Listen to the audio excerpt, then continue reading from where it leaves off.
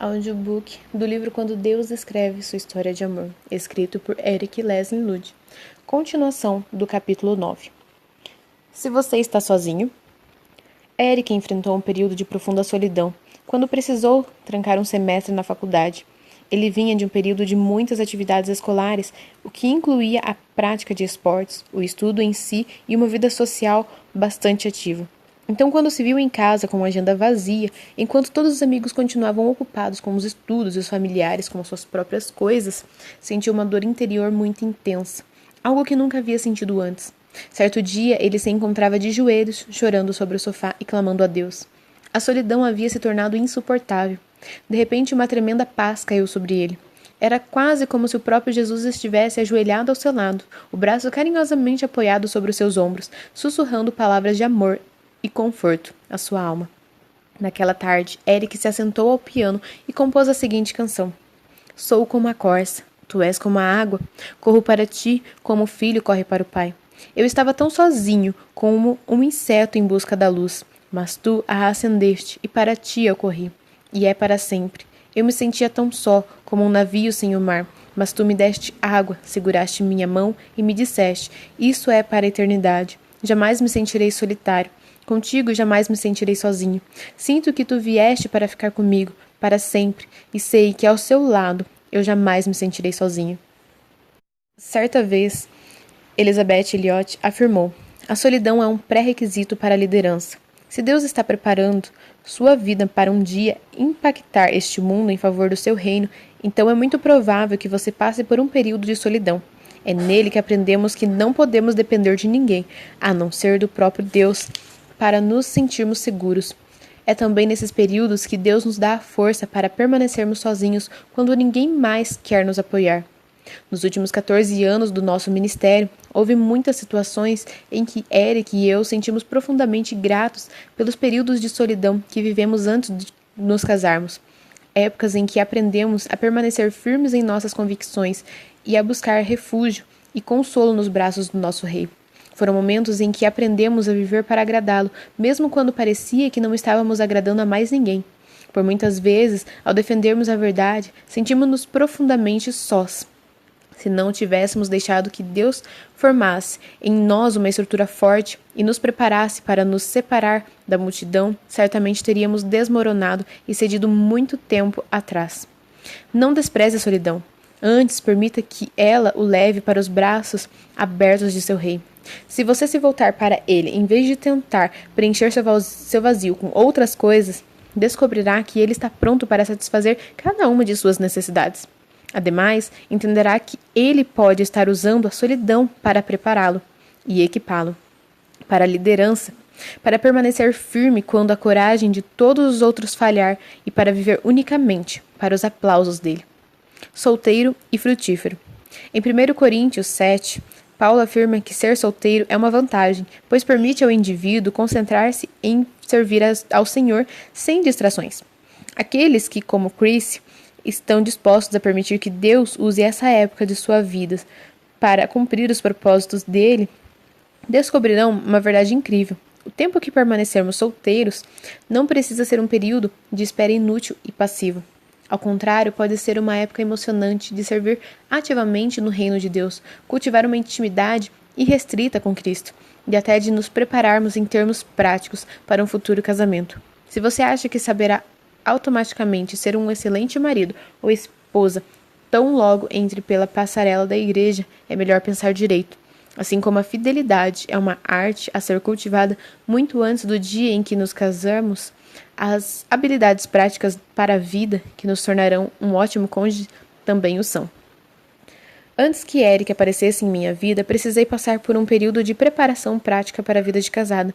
Eu já era adulta, mas ainda não tinha aprendido a fazer orçamento, controlar minha conta bancária, pagar as contas ou mesmo preparar refeições que não fossem enlatadas ou viessem embaladas em caixas.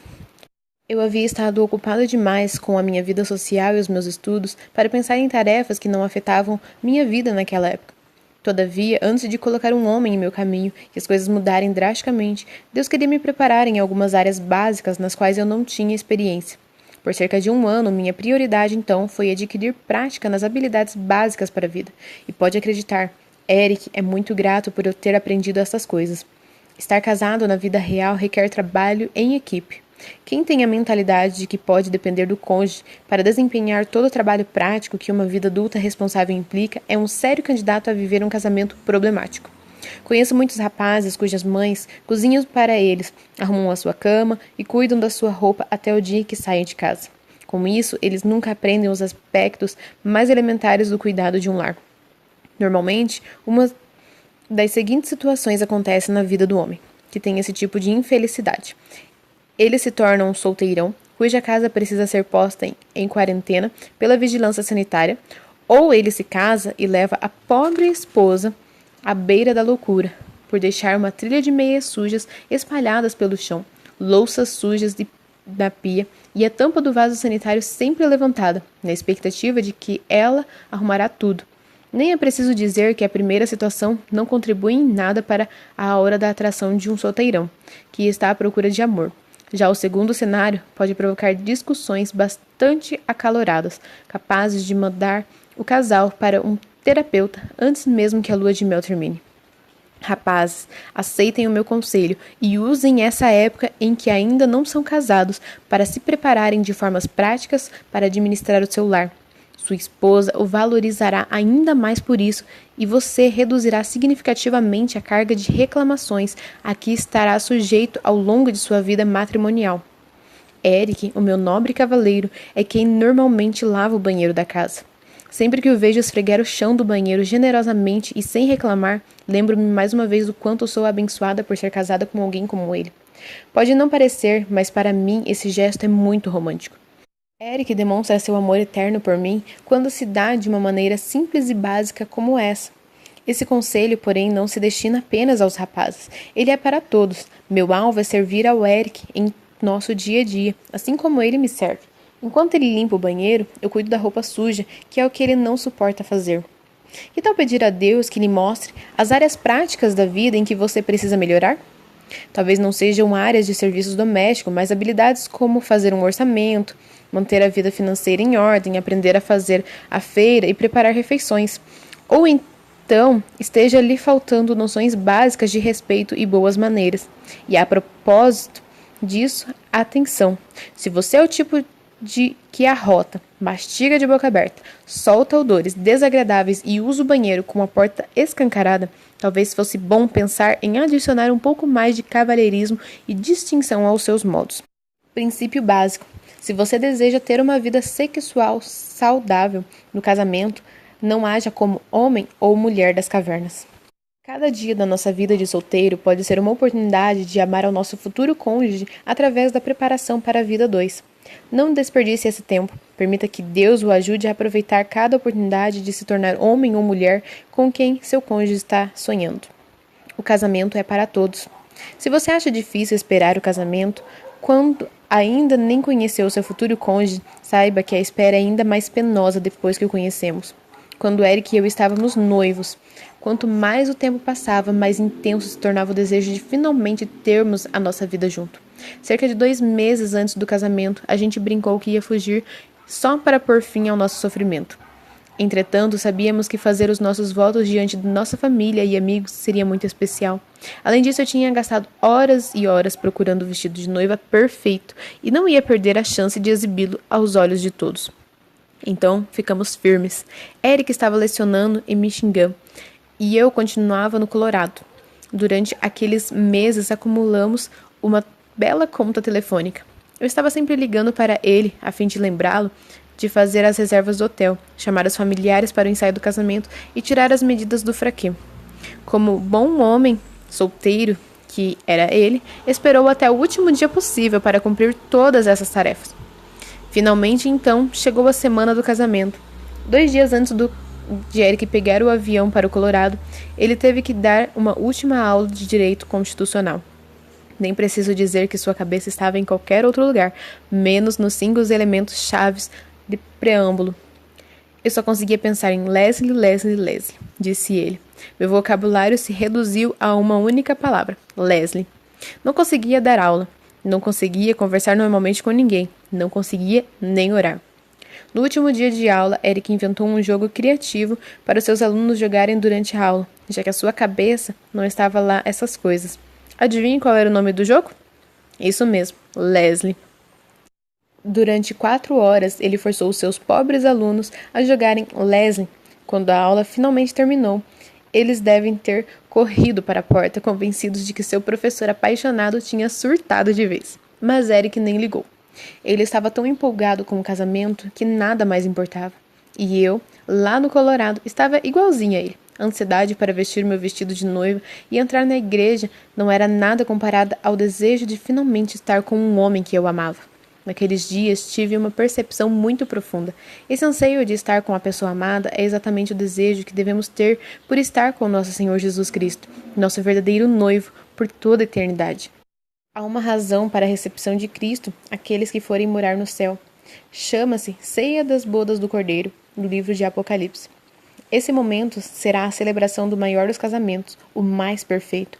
O noivo de todos os tempos se unirá à sua noiva, a quem ele redimiu com seu próprio sangue. O casamento é para todos os filhos de Deus, independente de nos casarmos aqui na terra ou não. No momento em que entregamos nossa vida a Jesus, nosso eterno marido, fazemos com ele uma santa aliança matrimonial.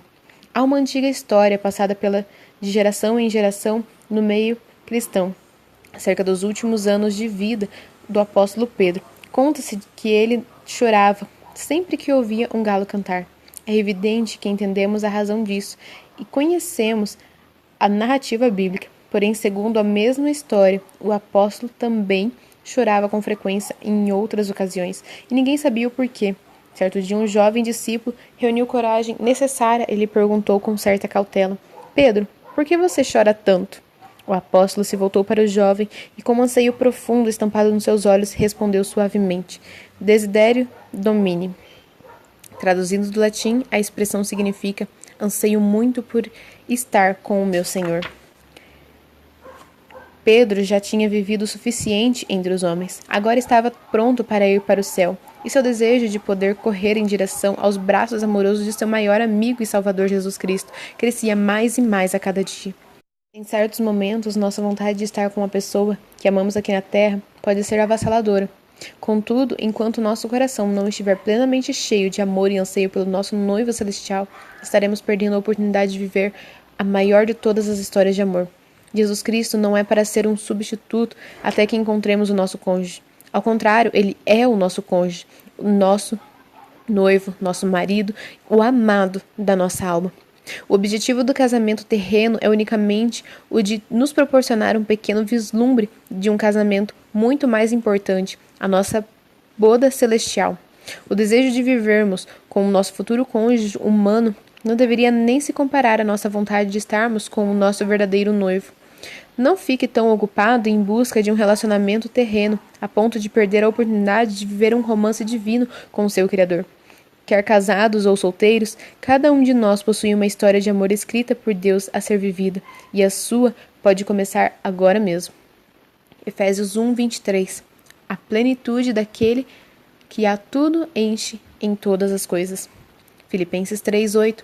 Sim, deveras considero tudo como perda, por causa da sublimidade do conhecimento de Cristo Jesus, meu Senhor, por amor do qual perdi todas as coisas e as considero como refúgio para ganhar a Cristo. Indo mais longe, alguns dos maiores servos de Deus foram homens solteiros. Na verdade, por não serem casados, esses homens eram livres para investir completamente a sua vida na função que Deus lhe confiara em seu reino. Separe um tempo e estude a incrível história e ministério de Paulo, do livro de Atos. O apóstolo era solteiro e totalmente satisfeito em Cristo. Leia 1 Coríntios, capítulo 7, versos 7 e 8. E relembre mais uma vez que o celibato é um chamado sublime, seja por um período curto ou por toda a vida.